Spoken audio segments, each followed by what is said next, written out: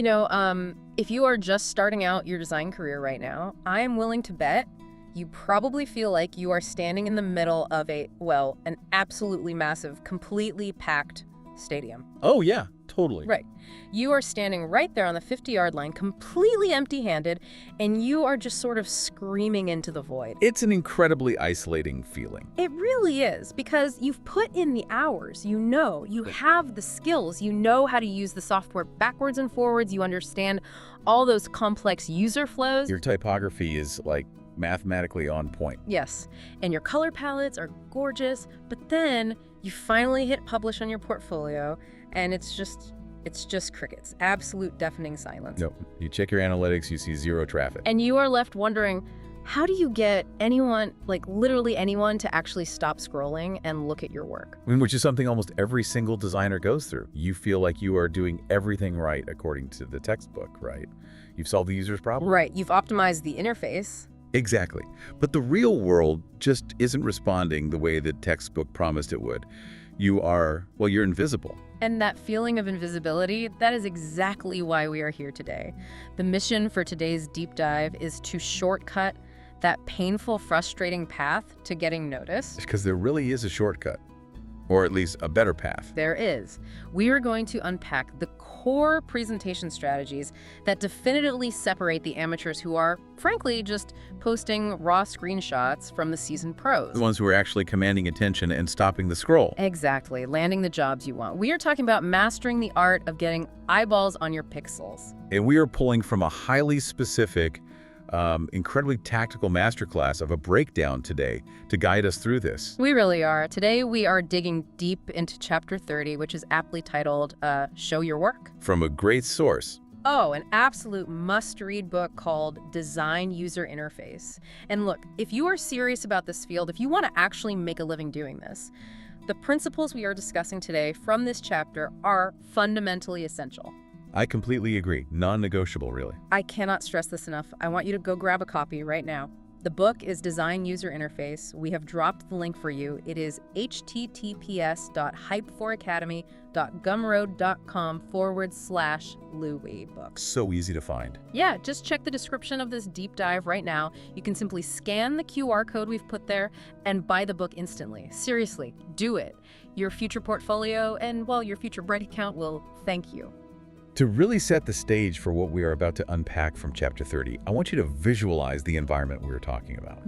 Imagine the visual backdrop of today's conversation. Okay, paint the picture. Picture a sprawling, dynamic, floor-to-ceiling projection of a digital portfolio site, and it is just rapidly scrolling, just a torrential, unceasing downpour of images. Just gradients and interfaces and mock-ups flying past your eyes. Breakneck speed.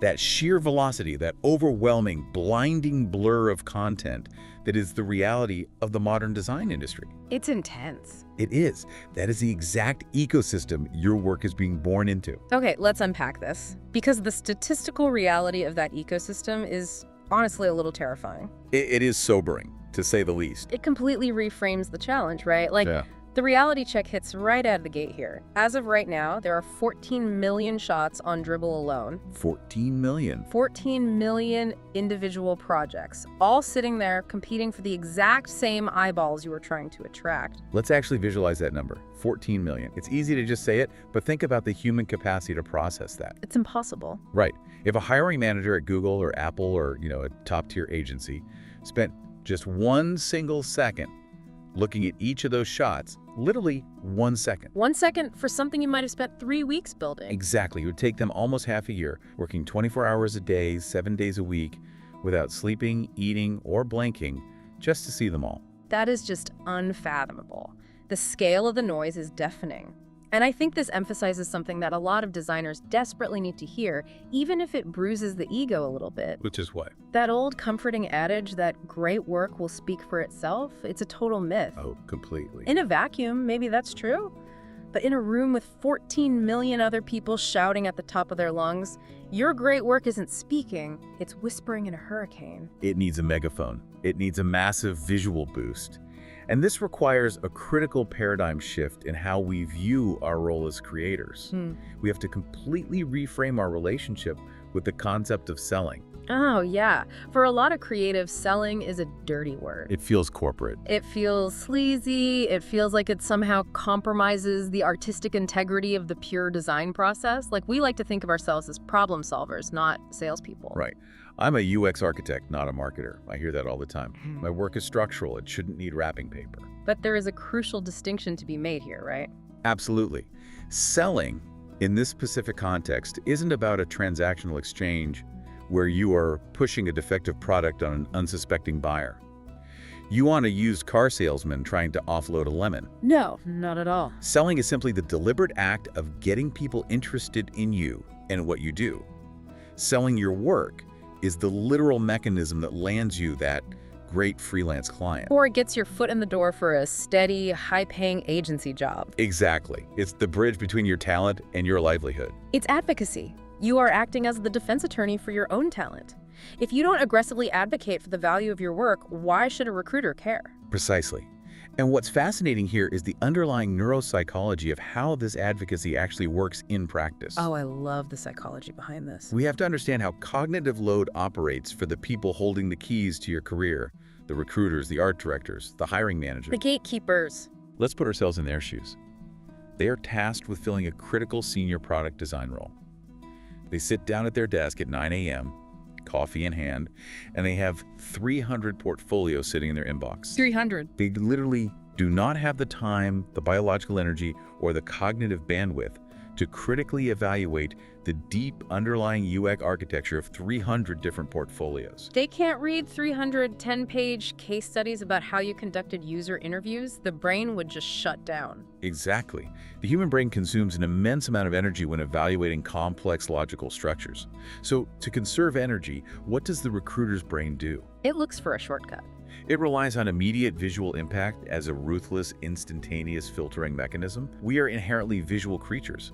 The visual cortex processes information exponentially faster than the prefrontal cortex processes logic. Therefore, people buy with their eyes first. Always. They are skimming. They are scrolling rapidly, actively looking for a reason to stop. They are looking for a pattern interrupt. Yes. That immediate visual impression is the razor-thin line between a potential client closing the tab on your portfolio after 3 seconds, or actually scrolling through its entirety. Reading the case study and ultimately getting in touch with you. That initial visual hook is everything. It is the gatekeeper to your logic. If you don't pass the visual test, your logic never gets evaluated. I always think about this in terms of physical presentation, like in a high-end jewelry store. Okay, I like that analogy. If you have a perfectly cut, flawless diamond, which is your UX flow, but you display it in a dimly lit grocery store aisle under flat, flickering fluorescent lights. Oh, it's terrible. Right. It's going to look like a piece of cheap glass. No one will look twice. But take that exact same diamond, place it on dark velvet, and hit it with a multi-angled, high-intensity LED spotlight. Suddenly it looks priceless. Exactly. The facets catch the light, it creates scintillation, it flashes colors. The lighting didn't change the molecular structure of the diamond, but it completely altered human perception of its value. That spotlight is what we're talking about today. Right. The presentation doesn't change your UX, but it forces the viewer to perceive its worth. That is a phenomenal way to look at it.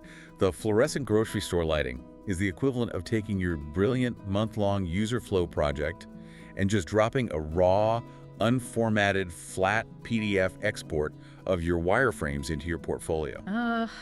Yes, which I see all the time. It shows zero respect for the viewer's aesthetic experience. It demands that the viewer do all the hard work of digging for the value. And what's really important to note here is that this applies to everyone, even those who don't consider themselves visual designers. Absolutely. If your core strength is broad UX work, we're talking hardcore user research, low-fidelity prototyping, complex system architecture diagrams, your UI presentation still needs to reflect that broader skill set. Exactly.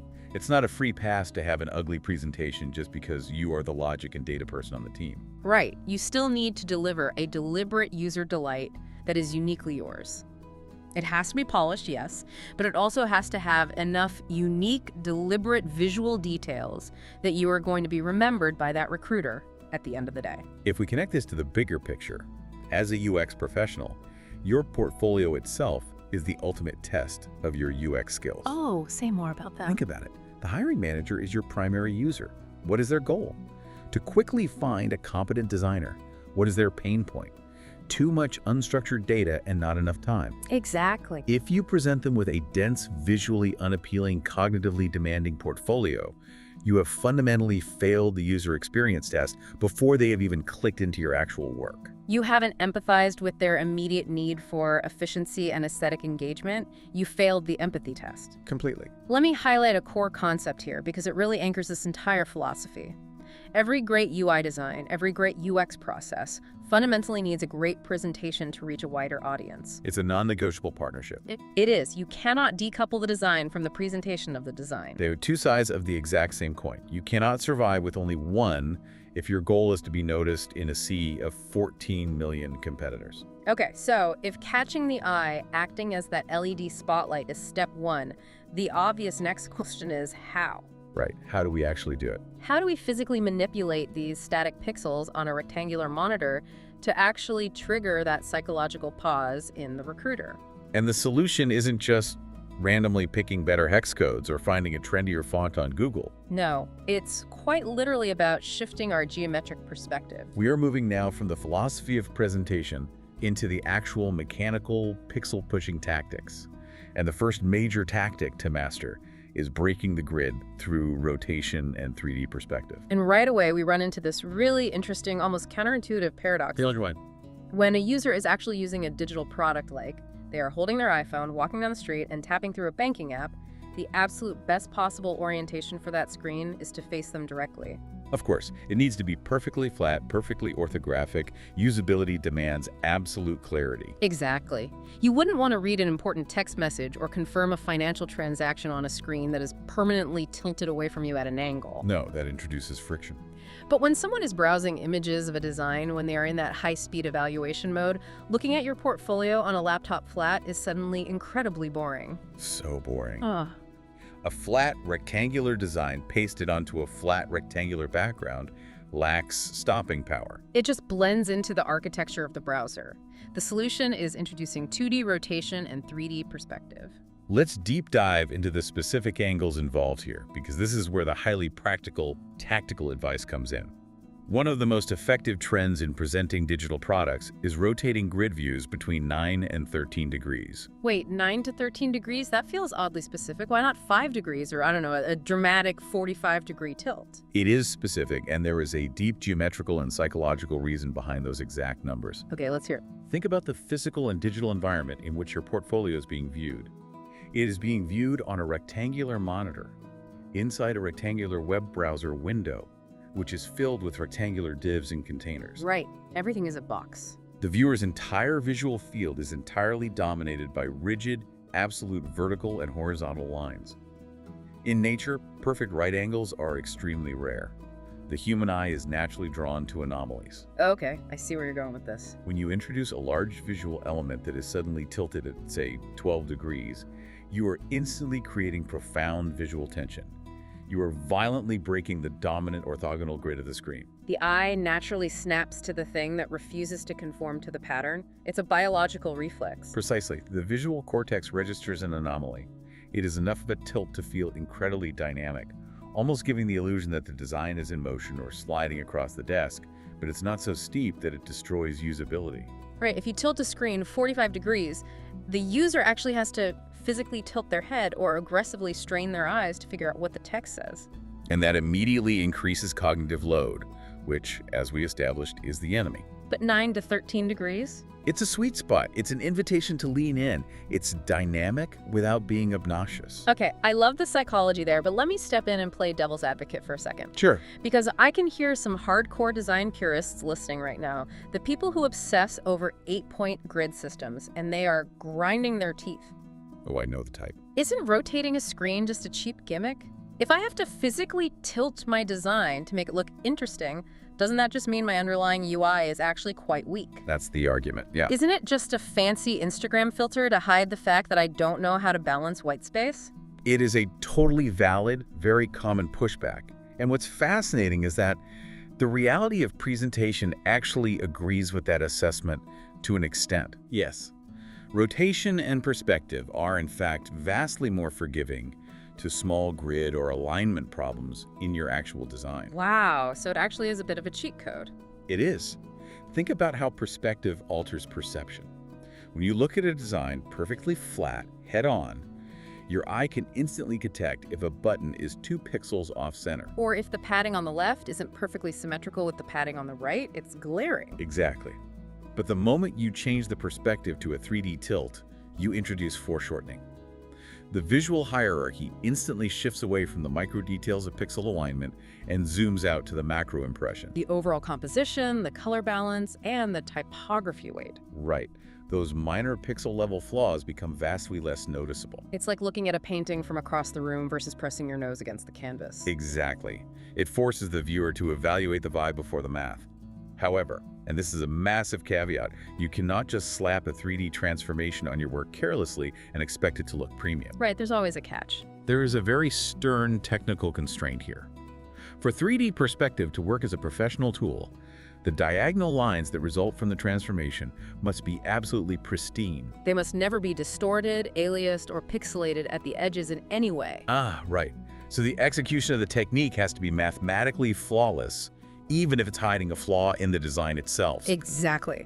If you rotate your beautifully designed mobile screen and suddenly the clean, crisp vector lines of your UI cards turn into jagged, pixelated 1990s-style staircases, Oh, that's the worst. you have completely destroyed the illusion. You have gone from looking like a high-end premium professional to looking like someone who just discovered the free distort tool in Microsoft Paint 5 minutes ago. Yeah, the technical craftsmanship of the image rendering has to match the quality you claim your design possesses. You need to use high-resolution assets and proper 3D rendering or smart objects to ensure those edges remain razor sharp. It's a massive lever you can pull to change perception, but you have to pull it correctly.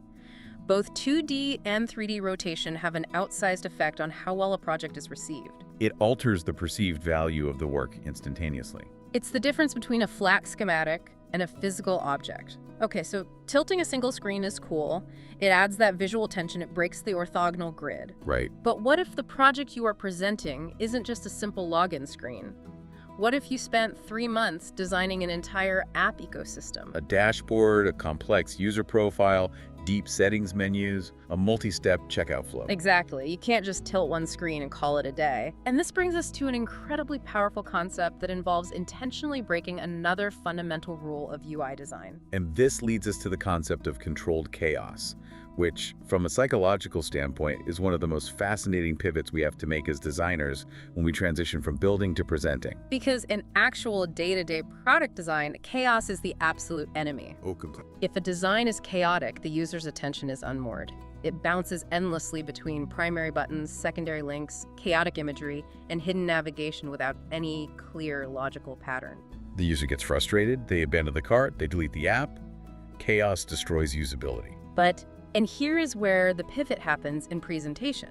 In the context of your portfolio, controlled chaos is not just acceptable. It is a highly effective, highly sought-after aesthetic. This sounds completely contradictory. How can something that is objectively, measurably bad for the user be the exact thing that is good for the viewer evaluating the work? If we connect this to the bigger picture, we have to understand the vastly different biological and professional goals of those two distinct audiences. The user versus the recruiter. Right. The person using the app in the real world is seeking a highly specific goal. They want to book a flight to Chicago, or they want to transfer $50 to their friend. Chaos introduces cognitive friction that prevents them from reaching that specific goal. But the person evaluating the app in a portfolio, Yeah. the hiring manager or the agency director, they are not trying to book a flight. They don't care about the destination. They are seeking evidence of competence. They are evaluating your capacity for scale. They want to know if you know how to build the engine. Exactly. And one of the most effective ways to visually demonstrate that capacity for scale is the popular grid of screens. Instead of showing just 1 or 2 isolated, perfectly centered shots, which anyone can do, Right. you show a massive, expansive 2D structure of 10, 15, or 20 screens simultaneously. And the absolute key here is to intentionally inject a degree of asymmetry into that layout. You don't just line them up perfectly like a rigid Excel spreadsheet. You stagger them. Yeah. You offset the rows. You create a visual rhythm, because when a recruiter looks at an asymmetrical, dense grid of 15 screens, they aren't reading the tiny 12-point font on the buttons. They aren't checking your margins. No, they are taking in the macro-level consistency. They are seeing how your specific color palette translates across a light mode dashboard and a dark mode settings menu. They're seeing the sheer, overwhelming volume of work. And the incredible variety of functionalities you successfully designed. It proves, in a single 3-second glance, that you possess the stamina and the intellect to handle complex, sprawling digital architecture. It's exactly like a modern movie trailer. Oh, that's a good comparison. If you think about it, the structure of a movie and the structure of its trailer are entirely different mediums. A movie itself requires a logical, chronological, carefully paced plot. Right, if a 2-hour movie is just random scenes played out of order, it's chaotic, it's confusing, and the audience demands a refund. That is your actual UI design. But the trailer for that movie, the presentation piece, is literally just a rapid-fire, chaotic montage. It's 2 seconds of a massive explosion, cut to a quick joke, cut to a dramatic stare in the rain, cut to a high-speed car chase. Chronologically, it makes zero sense. But chronologically, making sense isn't the goal. The goal is entirely emotional. Yes. The trailer's goal isn't to walk you through the plot step by step. The trailer's goal is to overwhelm your senses, to make your heart beat faster, to make you feel such an intense sense of excitement and awe that you immediately pull out your credit card and buy a ticket. The asymmetrical grid of screens is the cinematic trailer for your dense, logical UX case study. I just love that analogy. The controlled chaos of the presentation is the emotional hook. It's the visceral excitement that convinces the exhausted recruiter that the logical, structured, 20-page case study beneath it is actually worth their time to read. You have to earn their analytical attention with emotional impact. So to you, the listener, here is how you practically apply this to your portfolio today. Do not just post one giant, perfectly centered, flat login screen and expect applause. No one cares. Exactly. Instead, build an asymmetrical, sprawling 2D grid of your entire complex user flow. Show the volume, and then combine the tactics. Take that massive, chaotic grid and tilt the entire thing at that sweet 12-degree angle we talked about. Prove to the person looking at your work that you are not just a junior designer who can make a pretty button, but that you are an architect who can orchestrate a massive multi-screen symphony. You are communicating scale, stamina, and visual capability simultaneously. Okay, so we've broken the horizontal lines, we've tilted the screens, we've clustered them into this beautifully chaotic, dynamic grid. We are showing scale. But if we stop here, we are still fundamentally looking at flat pixels. It's still a 2D image. How do we make this flat digital file feel like a tangible, heavy, premium physical object? Something you instinctively feel like you could reach out and touch. To do that, we have to manipulate the z-axis. We need to master the illusion of depth and the application of strategic ornamentation. Creating a truly arresting first impression involves adding this illusion of depth. And there are 2 very specific, highly tactical approaches to achieve this that completely change the feel of a presentation. Let's break those tactics down meticulously, because the devil really is in the details when it comes to depth. If you do it wrong, it looks tacky. But if you do it right, it looks like magic. The first approach is to add depth to the screens within a grid, or, more interestingly, to create overlays that actually extend beyond the physical, defined edges of the screen itself. That concept absolutely blew my mind when I first started seeing it, breaking the sacred boundary of the phone bezel. It is incredibly effective. Let's look at a practical example. Imagine you have a horizontally scrolling card carousel in your app UI. Maybe that's a list of upcoming events. Right. Normally, the cards on the far left and the far right are violently cut off by the physical edge of the phone's hardware bezel. That's how screens work. Of course. But in a presentation context, you aren't bound by physical hardware. So the tactic is to show more of that card carousel, intentionally letting those UI elements extend out, floating into the negative space around the device mockup. Here's where it gets really interesting. Because when you do that, when you deliberately break the physical boundary of the phone screen in a presentation, it suddenly makes the app feel like it's a living ecosystem bursting out of its confines. It feels expansive. More importantly, it subconsciously implies interactivity. Even though the recruiter is looking at a completely static JPEG, tricking the brain into seeing elements hanging off the edge makes the brain think, oh, there's more there. I could reach out and swipe that. It invites physical engagement. It completely removes the claustrophobia of the device dimensions. The interface feels alive. And the second tactic takes this illusion of depth even further into the z-axis, right? Yes. Instead of just bleeding off the edge, you pull specific UI elements entirely out of the core design. Imagine a crucial notification bubble, or a really beautifully crafted, complex, floating action button. You digitally extract it. You place it on a completely new layer, hovering visibly above your main design, and you apply the exact right amount of shadow to show the distance between the element and the screen below it. You are literally exploding the UI into 3 distinct dimensions. It looks like an exploded schematic of an engine. Exactly. And the physics and psychology of drop shadows in this specific context are fascinating. They really are. When you take a notification card, float it a perceived 2 inches above the phone, and cast a soft, realistic, diffused drop shadow onto the phone screen below, it is doing so much more than just making the image look pretty or cool. What is that shadow doing to the viewer subconsciously? It is a profound subconscious cue regarding the hierarchy of information. By physically elevating that notification card on the Z-axis, you are non-verbally screaming to the viewer, "This is the single most important interaction happening on this screen right now." You are guiding their eye not just left to right or top to bottom, but near to far. Furthermore, depth implies tangibility. The human brain evolved to understand physical space, to judge distance and weight based on light and shadow.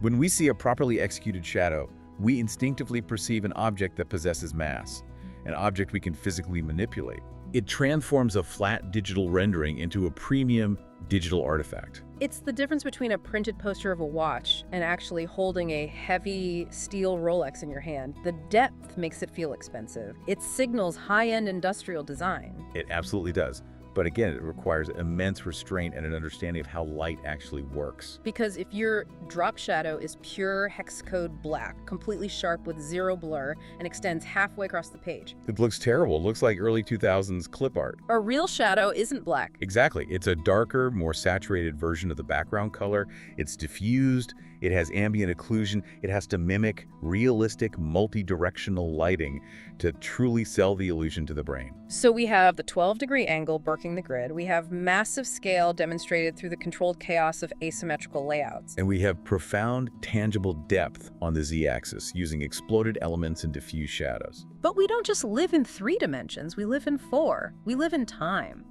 And that brings us to what is undeniably the most powerful attention-grabbing tool in the modern presentation arsenal. Motion, the dynamic presentation.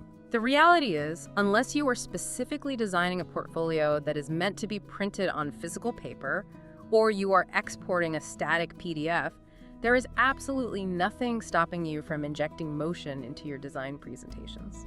In fact, if you aren't using motion, you are leaving your most powerful weapon on the table. And the reason motion is so critical goes back to basic evolutionary biology, doesn't it? It does. Human beings, like most predators, are biologically hardwired to notice movement. It is a deep-seated survival instinct. If you are staring at a static forest and a single leaf twitches in your peripheral vision, your visual cortex immediately overrides everything else and forces your eyes to lock onto that movement. Right.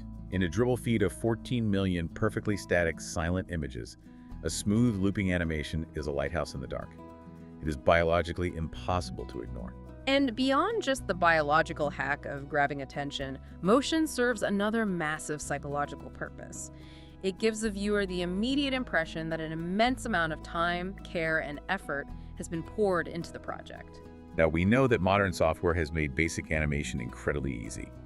But the perception of value skyrockets when things are moving. It's a signal of polish. It signals to the hiring manager that you care enough about the micro-interactions of your work to go the extra mile. Let's explore the specific toolkit available for this. For instance, there are incredibly powerful tools dedicated specifically to this kind of presentation, like Rotato Camera. Oh, let's talk about Rotato Camera and similar tools because they have completely democratized cinematic presentation. They really have. These are tools that allow you to take your completely static UI screens, automatically map them onto highly realistic 3D models of phones or laptops, and then actually set up keyframes to animate a virtual camera swooping and moving around that device in 3D space. You can create a beautiful, dynamic, cinematic tracking shot of your design catching the digital light. It's like you are the director of photography for a high-end Apple commercial, but the product is your own portfolio. Exactly. But we also have to be realistic about the varying levels of technical complexity and time commitment here. Because creating full video flows, where you are not just moving the camera, but showing actual complex user interactions, micro animations of buttons pressing, and intricate screen transitions while the phone is sitting in a dynamic 3D perspective. That undeniably has the highest visual impact. But it is also vastly more difficult and time-consuming to prepare. Right. If my instinct tells me that motion equals value, I might think the best thing to do is spend 4 days rendering a massive 3-minute cinematic walkthrough showing every single button click, every hover state, and every drop-down menu in the entire app. Just give the recruiter the whole movie. Exactly. Actually, that is one of the biggest mistakes you can make. It's the right instinct wanting to show the depth of your work, but the entirely wrong execution. Because they won't watch it. Right. If you don't have the time or the After Effects chops for a flawless 3-minute interaction video, doing it poorly or making it too long will actively hurt you. There are much simpler, high-impact alternatives that achieve the exact same goal of stopping the scroll.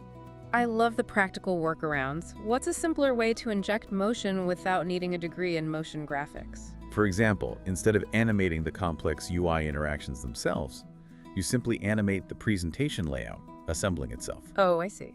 Imagine that massive, chaotic 12-degree grid of 15 screens we talked about earlier. But instead of just appearing as a static image, the screens elegantly, swiftly slide into place from off-screen, one by one, over the course of 2 seconds. Or you can add subtle parallax background shapes that drift slowly behind the static UI. Exactly. Or, using the depth tactic we just discussed, you take that exploded notification card hovering above the screen, and you simply animate it floating gently up and down like it's breathing. It doesn't have to be a Pixar movie, it doesn't need a plot, it just has to breathe, it just has to prove it's alive. But there is one very strict constraint regarding motion that we need to emphasize, and I think it's crucial for avoiding the trap I just mentioned about the 3-minute video. Keep your animations under 10 seconds, maximum. Because you have to respect the medium, and, more importantly, you have to respect the viewer's time and cognitive fatigue. The primary goal of a portfolio presentation isn't to provide a comprehensive click-by-click tutorial on how to use your app. The goal is to briefly, violently catch their attention, showcase the aesthetic vibe and the level of polish, and then immediately get out of their way so they can actually read the case study. You want to leave them wanting more, not exhaust them before they even read your methodology. Exactly. If an exhausted recruiter has to sit through a slow, 30-second unskippable animation just to see what the core dashboard looks like, they aren't going to be awed. They are going to get annoyed, feel their time is being disrespected, and close the tab. 10 seconds is the Goldilocks zone. It's long enough to prove you understand easing curves, motion, and polish, but short enough that it respects their workflow. They get the vibe, they feel the quality, and they move on to evaluate your actual UX logic. That makes total sense. Now, let me remind you, the listener, of a golden rule when it comes to applying all of this presentation flair. The pilts, the chaos, the shadows, the motion. You must experiment with these styles, but always, always keep it on brand with your personal touch. That is a vital caveat. These are techniques, they are tools, they are not a substitute for having a distinct personal design identity. If you are a designer who is specifically known for ultra-minimalist, brutalist, high-contrast black and white interfaces, wrapping your work in bubbly, colorful, heavily shadowed 3D floating animations, it might completely contradict the core ethos of your brand. it has to feel authentic to who you are as a designer. The presentation should amplify your voice, not mask it. Okay, I want to pause the tactical discussion here for a second and pivot, because I think there is a huge segment of our audience that might be feeling a little left out right now. The researchers. Yes. Everything we have talked about so far, the screens, the UI grids, the cinematic camera movements, this is all amazing if you are a UI designer who makes beautiful, colorful, pixel-perfect screens. But what if the listener out there is a hardcore UX researcher? Exactly. What if their entire project was completely behind the scenes? What if their final deliverable isn't a sleek consumer app, but a massive, complex spreadsheet of user testing data, 3 buyer personas, and a wall of messy sticky notes from a strategy workshop? Do they just get left behind in this highly visual 14 million shot dribble world? It is a very common anxiety among researchers and strategists, but it is entirely solvable. Presenting non-UI work is an art form in itself, and the advice for this is incredibly empowering. Let's talk about visualizing the invisible work, because that work is often the most critical part of the project, but it's the hardest to make look sexy in a portfolio. Exactly. The fundamental principle here is that even if you worked on a massive enterprise project where an entirely different team handled the final visual UI, you can and absolutely must apply all the visual UI principles we just discussed to design a beautiful, engaging experience around your non-visual UX processes. You have to literally transform the abstract data into a visual artifact. But how do we actually do that? How do I make a spreadsheet look like a premium product? Let's break down a very specific, tangible example. Let's take stakeholder interviews. Conducting these interviews is a crucial, foundational part of UX strategy. But visually, in a portfolio, how is it usually presented? It's usually just a block of plain text, or a boring PDF transcript link, or a bulleted list in a standard font. And no one, absolutely no one, wants to read a wall of text while evaluating a visual portfolio. It's the damp cardboard box metaphor all over again. You have this incredibly valuable data, the diamond, but you are presenting it in a way that actively repels the eye. Precisely. So how do you fix it? You treat the interview data itself as UI content to be designed. You design a beautiful custom card layout specifically for this data. You put a concise, bold description next to the layout. You dig through those transcripts, you extract the most punchy, insightful, paradigm-shifting quotes from those stakeholders, and you place those quotes on the cards using gorgeous, high-contrast typography. You add a subtle drop shadow to the quote card. You tilt it 9 degrees. You are treating a single sentence of interview feedback with the exact same visual reverence that an Apple designer treats an image of the new iPhone. Yes, because what are you ultimately trying to prove to the recruiter? You are trying to prove that your rigorous interview process yielded actual actionable insights that changed the trajectory of the product. By elevating the visual presentation of those insights, you non-verbally signal their immense value to the project. So what does this all mean for the listener who lives in spreadsheets, flowcharts, and Miro boards? It means your user testing results, your workshop whiteboards, your user journey maps, and your chaotic sticky note sessions all deserve the exact same respect, the exact same polish as a final app design. They deserve that 12-degree tilt. They deserve the soft, diffused drop shadow.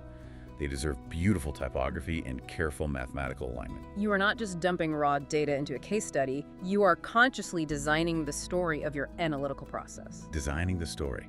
That is the absolute perfect distillation of the goal. But this immediately raises an important question, and it's a dangerous trap that many junior UX designers fall into when they first learn they need to make their strategy work look visual. How much actual granular detail do you include in these visual cards? That's the catch, right? Because you physically cannot fit a nuanced 50-page behavioral research report onto a single tilted, heavily shadowed UI card.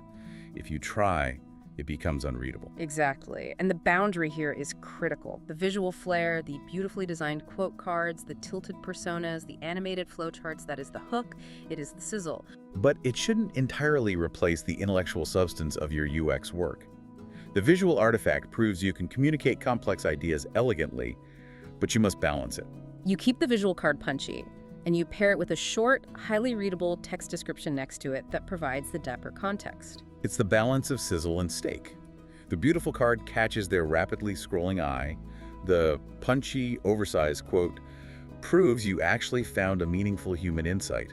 And the short, well-formatted paragraph next to it explains your rigorous methodology for those hiring managers who actually want to read deeper. You are simultaneously catering to the exhausted skimmer and the deep-diving analytical reader. It is the ultimate expression of portfolio UX. You are designing an experience that serves multiple user types perfectly. This has been an incredibly dense, incredibly actionable breakdown of how to fundamentally change the trajectory of your career through presentation. Let's synthesize this journey we've just been on. Let's do it. If you are listening to this, you are stepping into an arena with 14 million competitors. It is daunting, it is loud. But to win, to actually get noticed, you have a clear mechanical roadmap. First, you have to kill your ego and embrace selling. You have to realize that presentation is not a vanity metric, is a critical communication tool to lower the recruiter's cognitive load. Second, you need to break the grid. Utilize 9 to 13-degree rotation and pristine 3D perspective to create visual tension and elevate perceived value. Third, employ controlled chaos. Show the massive scale and stamina of your capability with asymmetrical, dense grids. Fourth, break the physical screen boundaries with strategic depth and diffuse drop shadows to turn flat pixels into tangible artifacts. Fifth, inject strategic under 10-second motion to biologically capture the eye and prove your dedication. And finally, use every single one of those visual principles to meticulously design the story of your invisible, non-UI UX research. It is a comprehensive, foolproof toolkit for ensuring that if your work is genuinely good, it will never go unnoticed again. And as we wrap up, I want to leave you, the listener, with a broader philosophical thought to chew on. Something that builds on these tactics, but looks toward where our industry is rapidly heading in the next few years. Oh, I love looking over the horizon. What are you thinking? We talked heavily today about how modern tools make presentation and animation easier than ever before. But look at the staggering exponential advancement of generative artificial intelligence right now. Oh, man. Yeah. AI models are becoming increasingly capable of generating standard, perfectly aligned, fundamentally sound, and even beautiful UI screens in mere seconds. The baseline of what we consider good enough execution is being entirely automated. It's not the future, it's happening right now. The floor is rising. So if a hiring manager knows that an AI can generate a perfectly competent, well-spaced login screen or e-commerce dashboard instantly, what makes you, the human designer, valuable? That is the million-dollar question.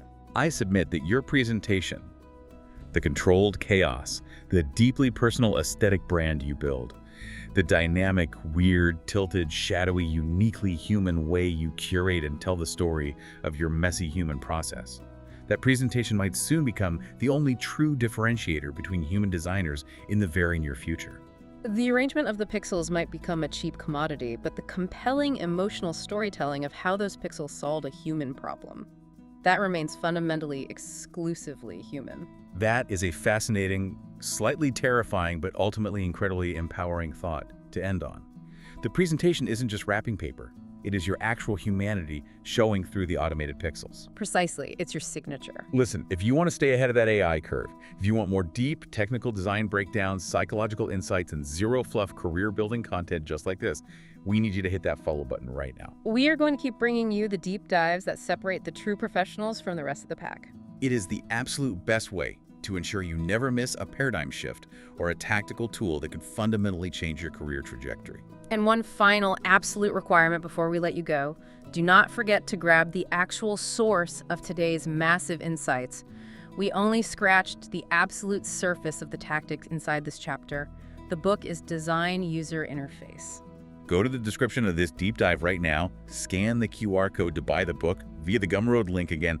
That's https://hypeforacademy.gumroad.com/LouisBook, and start aggressively upgrading your portfolio today. Stop serving your brilliant complex work in a damp, unlit room. Build the spotlight and the display case it deserves. Exactly. Thank you so much for joining us on this deep dive. Get out there, break the grid, tilt those screens, meticulously craft those shadows, and make them stop scrolling and look at your work. You've got this. We'll see you on the next one.